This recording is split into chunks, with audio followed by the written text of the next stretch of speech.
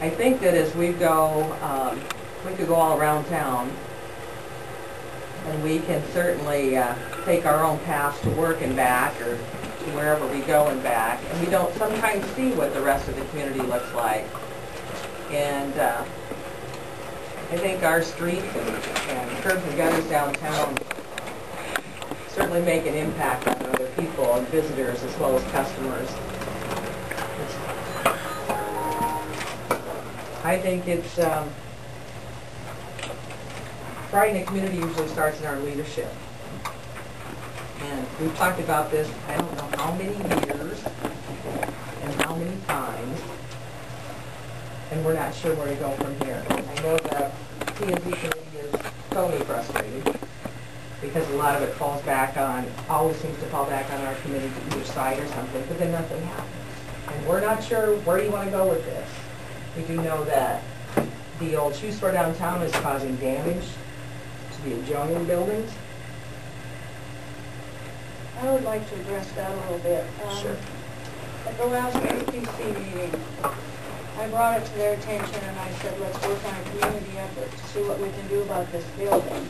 Because I had talked to Adam and a couple of the council members, and in fact, I think Adam would say that he's talked to the engineer that was working on the wastewater treatment plant, a structural engineer. And there's so many things to consider that before you can go forward, we're going to have some kind of somebody look at that building. Because Adam explained to me, it's not just what's above the ground, it's what's in the basement too, because those walls that are in the basement might be common walls to the stores on either side.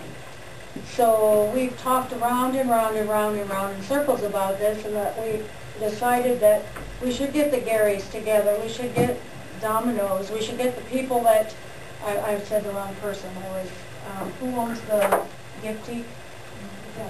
Yeah, that's right, okay. We should get these people that are concerned about it all together and come up with a plan to get this done once and for all, instead of constantly talk about it. And Steve agreed, and the SDC agreed to work through that entity to see if we can't come up with a plan and get those people together and talk about it and see where we can go with this and make that be our first project, because it's going to take some doing. And I don't think I'm speaking out of turn, because I've talked to several of you, and if I am, stop me. I think that we, as the city, would be willing to pay for some engineering fees to see what really has to be done with that. Am I speaking out of turn, Council? Well, I guess first I heard of this. You're willing to suggest that council pay for some engineering fees? Do you have any idea what those amounts are? Well, I think Adam can talk to that, because we've been discussing it at great length here. The last I talked to him, maybe it was 2,500 up to 5,000. Correct. That's the rough estimate I got from the structural engineer I talked to. They was working on it. Is he harboring under the opinion that there's a full basement under that building? Because there isn't, because there have to be. There have to be. He's more concerned about any common walls that might exist between the adjacent properties and that property under the second floor. Did you not have the Main Street architects look at that and were there? The Main Street architects look at it. They're not structural engineers, but it was of their opinion that there are separate walls for each of those buildings. But are the property owners on either side happy with that answer? Would they be willing to go forward without actually having a structural engineer look at the properties? I got faith. I guess my concern is just like Jim's talking. If you looked at that picture, and if you would like to come to my home and look out the window and look down in that building, how much rain is in that basement? That's what concerns me. I don't know about Denise if she's getting water in. I'm not yet either. But we have tagged that building, so there should have been no one in that building. I know the ladies who put the posters up and put the window signs up for the whole school. Probably by a FOIA, we shouldn't have been in there at that time because it was tagged before then. Well, Shirley, I've got a couple questions for you. Yeah. I guess that's my concern because once the water starts coming in, what are we gonna do then? I think we need to get on it. Denise, aren't you having problems inside your house? Upstairs wall, yes, I redone it once, and it's back to the original state after 3 years.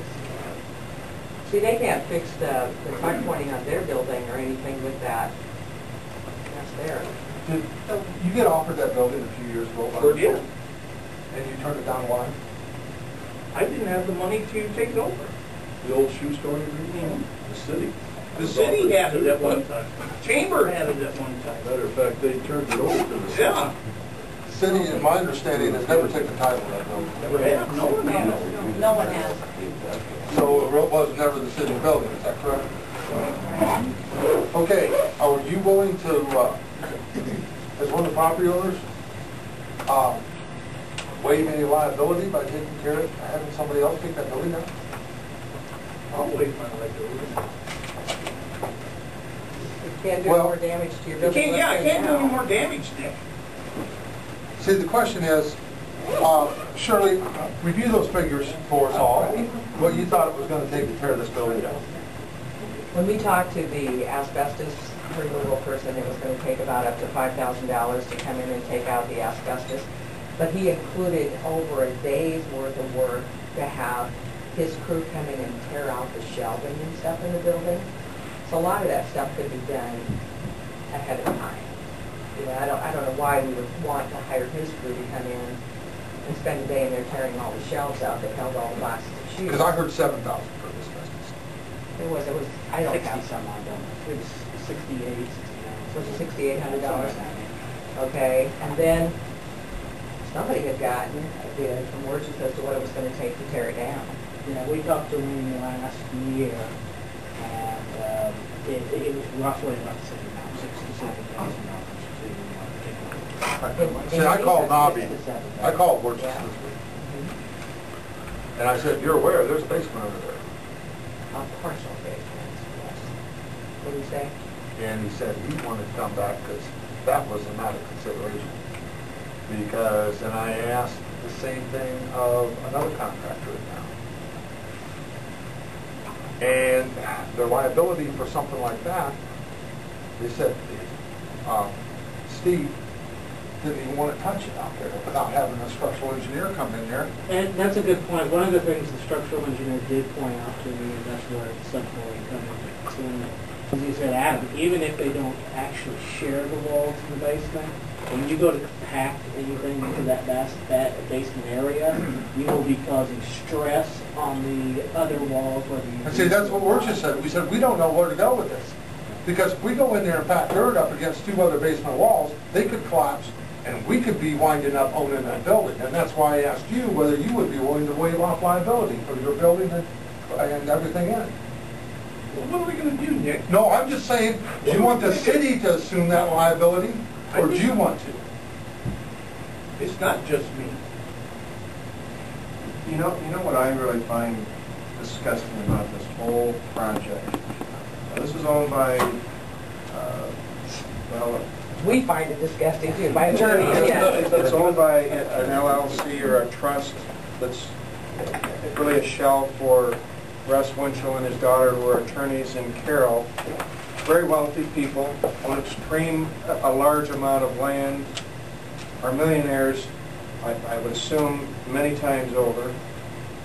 You know, the fact that they can form a shell corporation and just walk away from it, they don't do it in their own town of Carroll. I would say, you know, some type of an embarrassment program, I don't care what you say. You can put my name on it if you want, as a private individual. I mean, I find that just downright disgusting. Exactly. That somebody can come into our town, let something like that go out on Main Street and walk. Exactly. That is just wrong. We agree. And you know, as a, you know, I'm not talking right now as a private individual, but as a city council person. I'm going on, and I'm sitting up here. You know, but I would sign my name to an editorial or whatever, and just, and I'd even want to see it occur in the Carroll papers. I don't care what you say. Go after them and make, and if they want to, you know, I'm saying as private individuals. I'm not saying going after it as a city council, but